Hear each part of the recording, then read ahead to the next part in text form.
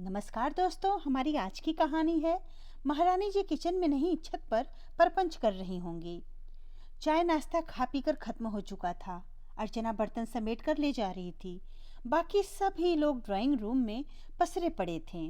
Drum Seraj खेला जाए या अंताक्षरी, इसका यह फैसला नहीं हो पा रहा था। बच्चे ड्रम सराज खेलना चाहते थे और बड़े अंताक्षरी। इन सब के बीच में ना किसी ने उससे पूछा और ना ही उसने अपना विचार रखे। वह तो रसोई में जाकर के बर्तन को धोकर सूप और दूसरे प्रकार के स्नैक्स की तैयारी में लग गई थी। सूप स्नैक्स इसलिए कि खेलते खेलते बच्चों को क्या, बड़ों को भी थोड़ी देर बाद भूख लगाती है। तो अभी 1 घंटे बाद की सबकी भूख का इंतज़ाम भी करना था और रात के खाने की तैयारी भी। पर अर्चना मुस्कुराती हुई अपने काम में लगी थी। लगभग 1 घंटे बाद उसने सूप और स्नैक्स भी सबको परोस दिए, उसकी अपनी प्यारी सी मुस्कान के साथ। बच्चे खुश हो रहे थे। बच्चों ने उसे प्यार से थैंक यू मामी जी बोला तो उसने भी माय प्लेजर बच्चा लोग कहकर मुस्कान बिखेरती हुई फिर से रसोई में जाकर खो गई।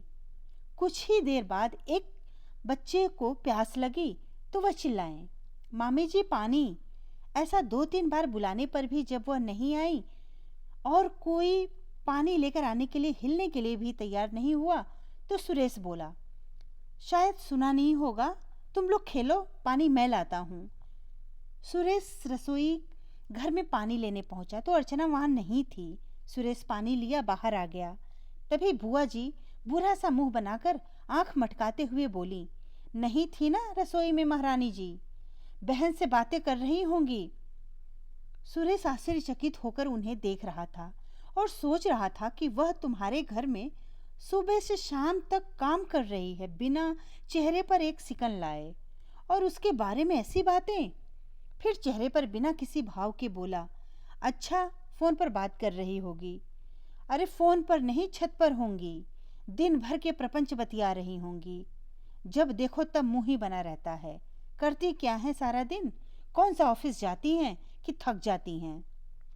एक दिन तो सब लोग इकट्ठा हुए हैं, एक दिन ज्यादा काम करना पड़ गया तो क्या? ऐसा बोलकर वह सुरेश के हाथ से पानी का जग लेकर कमरे में चली गईं। बुआ जी सुरेश की पत्नी राधिका की बुआ थी। राधिका 4 बहनें थीं, लेकिन उसकी बुआ के 2 बेटे ही हुए, तो उन्होंने राधिका को अपने पास अपनी बेटी बनाकर रख लिया था। बुआ जी को राधिका से बहुत लगाव था। राधिका का मायका और बुआ जी का घर और राधिका का ससुराल एक ही शहर में था। तो आज राधिका सारी बहनों के साथ अपने बच्चों को लेकर बुआ जी के घर आई थी। सुरेश की छुट्टी थी तो बुआ जी ने सुरेश को स्पेशली बुलाया था, जिसे सुरेश मना नहीं कर सका। बुआ जी सुरेश को भी उतना ही मान देती थी जितना राधिका को। घर में कोई भी परेशानी होती तो वह सुरेश को बुलाती उसका हल निकालने के लिए। जब भी राधिका का भाई कुछ परेशान होता है तो वे सुरेश को ही बुलाते हैं उसे समझाने के लिए। जब देश में कोरोना स्टार्ट हुआ था तो उस टाइम पर सबके व्यापार में मंदी आई थी। उसी का असर था जो कि सबके ही व्यापार पर जबरदस्त असर पड़ा था।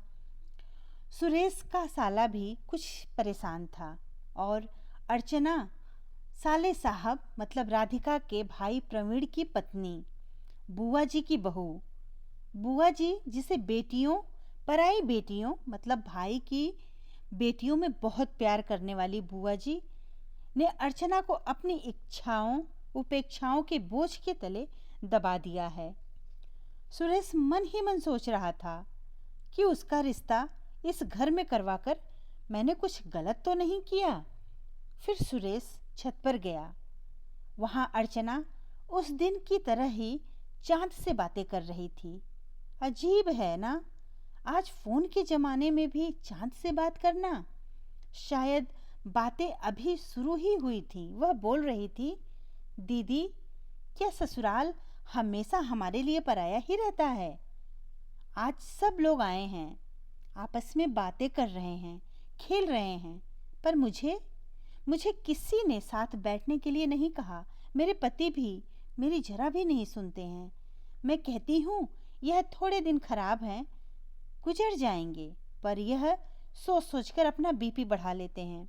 शायद मैं नौकरी नहीं करती हूँ, इसीलिए मेरी बातों की अहमियत नहीं है। ये कहते हैं मैं मर गया तो तुम लोगों को फिर भी बीमा के पैसे तो मिल जाएंगे। अब वह सुबकते हुए कह रही थी, मैंने कितनी बार कहा मुझे पैसे नहीं, आप चाहिए, आपका साथ चाहिए। मैं आपके साथ 2 रोटी खाकर रह लूँगी। फिर अचानक से बोल पड़ी, नहीं नहीं दीदी, 2 नहीं 7 रोटी, 2 सुबह, 2 दोपहर और 3 रात को। सारा दिन काम करती हूँ ना, तो भूख लगती है, पर मैं सूखी रोटी खा लूँगी नमक से। दाल सब्जी भी नहीं चाहिए। पता नहीं क्यों, पर अर्चना की आंखों से शायद आंसू बह रहे थे। सुरेश को रहा नहीं गया तो वह उसने माहौल को हल्का करने की कोशिश करते हुए कहा, सूखी रोटी क्यों खाओगी? लहसुन मिर्च का नमक पीस लेना। लहसुन मैं अपने खेत से ला दूंगा। अर्चना अचानक से सकपका गई। पीछे घूमकर देखते हुए बोली, भाई अरे जीजू आप, ऐसा कहकर साड़ी का पल्लू सिर पर रखने लगी। सुरेश का दिल भर आया। यह वही छोटी सी अर्चना है जो हमेशा मेरे गले में हाथ डालकर लटक जाती थी और भैया झूला झुलाओ, और आज मुझे भैया भी नहीं कह सकती, मुझसे पर्दा कर रही है। क्या मुझ पर इसका इतना भी अधिकार नहीं रहा? सुरेश अर्चना के मामा के लड़के का दोस्त था, उसके परिवार को बचपन से जानता था। अर्चना भी अपनी मामा मामी की बहुत लाडली थी, तो उसका ज़्यादातर समय मामा के घर में ही बीता। बचपन के साथ ही पढ़ाई, स्कूल, कॉलेज, फिर अर्चना का मामा के यहाँ आना जाना थोड़ा कम हो गया, और सुरेश का अर्चना से मिलना भी। यह लड़कियाँ भी ना कितनी जल्दी बड़ी हो जाती हैं। कुछ सालों बाद जब मेरे दोस्त के घर पर रामायण और उसके भाई के बेटे का मुंडन था, तब अर्चना वापस मिली। तब तक मेरी शादी भी हो चुकी थी। मेरी पत्नी भी मेरे साथ थी। यहाँ वहाँ भागती दौड़ती, काम संभालती, रामायण के लिए भगवान की फ़ोटो सजाती, और बीच बीच में ढोलक पर थाप देकर 4-5 भजन भी गा लेती। कुल मिलाकर यह चहकती फुदकती सोन चिड़ैया सुरेश की पत्नी को अपने भाई, अपनी बुआ के बेटे के लिए बहुत पसंद आ गई। उस रात जब सुरेश गद्दे डलवाने छत पर गया था, तो अर्चना छत पर खड़ी होकर चाँद से बातें कर रही थी। मैंने कहा, बिटिया इतनी बड़ी हो गई है कि चाँद से किसी को संदेशा भेजा जा रहा है। वह अपनी जीभ को दांतों से छूकर दबाते हुए बोली, क्या भैया आप भी ना? अपनी दीदी से बातें कर रही हूँ। सुरेश ने पूछा, कहाँ है तुम्हारी दीदी? उनकी तो शादी हो गई है ना? वह सिर झुकाकर बोली, हाँ वही तो, दीदी की शादी हो गई है। वह भी इतनी दूर हुई है कि फ़ोन करने में बहुत पैसे लगते हैं, तो पत्र लिख दिया करो। भैया आप भी ना, पत्र बहुत दिन बाद पहुंचता है।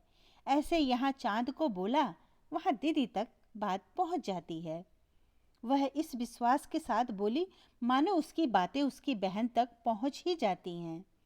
उस समय सुरेश प्यार से उसके सिर पर चपत लगाते हुए कहा, चल पागल लड़की, अच्छा तुम्हारी शादी हम यहीं पास में ही करेंगे। वह खुशी से चहकते हुए बोली, हाँ भैया, मुझे दूर मत भेजना।